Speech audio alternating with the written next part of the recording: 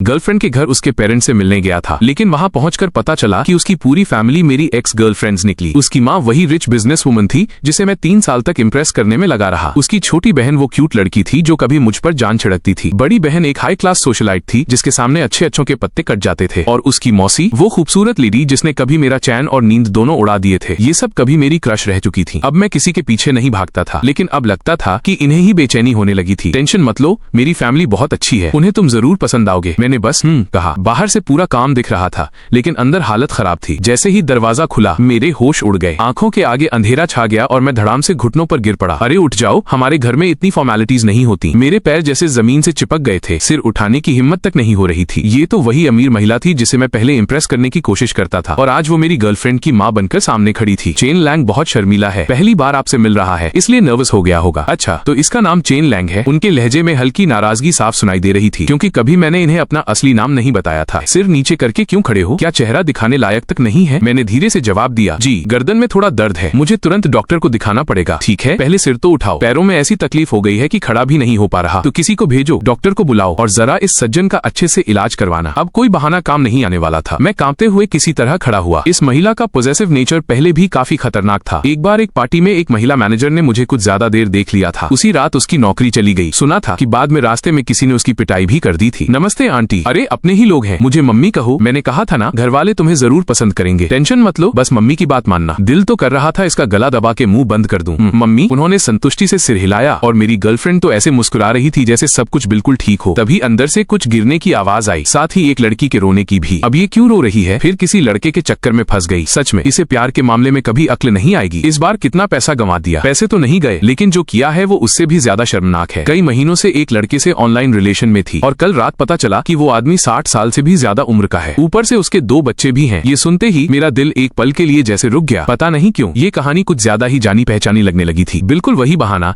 जो मैंने कल रात ब्रेकअप करते समय यूं ही बना दिया था। माँ आप भी ज्यादा गुस्सा मत कीजिए, अभी ये छोटी है। ऐसे चालाक बूढ़े आदमी के झांसे में आ गई तो कोई बड़ी बात नहीं। अब इसे अपनी गलती समझ आ गई है, 2 दिन रो लेगी और मामला खत्म हो जाएगा। मैं एक तरफ खड़ा सुन रहा था और जितना सुनता उतना ही घबराता जा रहा था। अरे मुझे तो याद है कि वही हर वक्त मेरी बुराई करती थी और अलग अलग लड़कों के साथ फोटो खिंचवाकर सोशल मीडिया पर डालती रहती थी। अब पूरा मामला ऐसे पेश किया जा रहा था जैसे सारा कसूर मेरा ही हो, लेकिन फिर भी थोड़ी राहत थी। आखिर ये सिर्फ आधा अधूरा ऑनलाइन रिश्ता ही तो था। मैंने उसे जो नाम बताया था उसके 3 शब्द नकली थे। उसने मेरा चेहरा भी कभी ठीक से नहीं देखा था। सोचा शायद कोई परेशानी नहीं होगी, तुम बहुत आसान समझ रहे हो। उसने देश के सबसे बड़े प्राइवेट डिटेक्टिव्स तक लगा दिए हैं। उस आदमी को ढूंढने की पूरी कोशिश चल रही है। लगता है उसकी लोकेशन भी लगभग मिल चुकी है, यहीं हमारे इलाके के आसपास। ये सुनकर मेरा दिल बैठ गया। उन्होंने गुस्से में मुट्ठी भींच ली। मिल जाए तो अच्छा है।